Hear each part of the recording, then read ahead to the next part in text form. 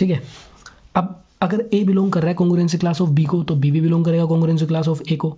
अगर A belong कर रहा है कॉन्ग्रुएंसी क्लास ऑफ बी को और बी बिलोंग कर रहा है कॉन्ग्रुएंसी क्लास ऑफ सी को, मतलब ए जो है वो किसी बी की कॉन्ग्रुएंसी क्लास में आ रहा है और बी जो है वो किसी सी की कॉन्ग्रुएंसी क्लास में आ रहा है, तो इसका मतलब ये है कि ए जो है वो सी की कॉन्ग्रुएंसी क्लास में भी आएगा और सी ए की कॉन्ग्रुएंसी क्लास में भी आएगा।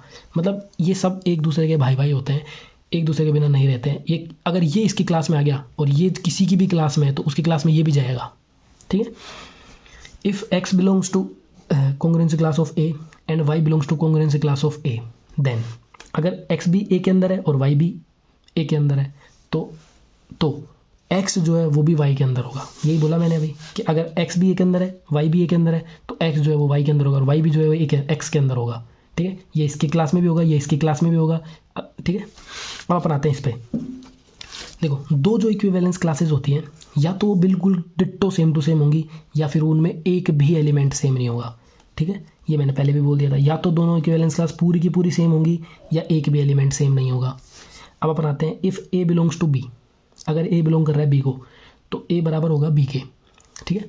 अगर ए बिलोंग कर रहा है बी के, मतलब ए अगर बी की कॉन्ग्रुएंसी क्लास को बिलोंग कर रहा है तो कॉन्ग्रुएंसी क्लास ऑफ ए बराबर होगी कॉन्ग्रुएंसी क्लास ऑफ बी के, जिसका मतलब equivalence class made by every element of an given equivalence class are identical to the given equivalence class। देखो, इसका मतलब वही हुआ जो मैंने अभी बताया कि अगर देखो ए बिलोंग कर रहा है बी को और ए बिलोंग कर रहा है ए को, मतलब ए जो है वो इक्विवेलेंस क्लास ऑफ ए के अंदर से है और ए जो है वो इक्विवेलेंस क्लास ऑफ बी के अंदर से है, तो ए जो और बी जो है ये दोनों एक दूसरे की इक्विवेलेंस क्लास में होंगे। ये बात हो ही गई पूरी।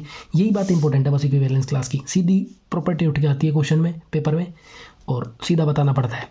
An equivalence relation R defined on a set S gives a partitions of the set into a distinct equivalence classes। ये बात मैंने आपको समझाई थी, ये बात लिखी हुई है इसमें।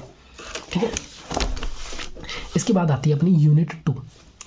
यूनिट 2 जो है ये अपन नेक्स्ट वीडियो में करेंगे। आज हमारी यूनिट 1 हो गई है। टोटल 6 यूनिट्स अपने इस वाले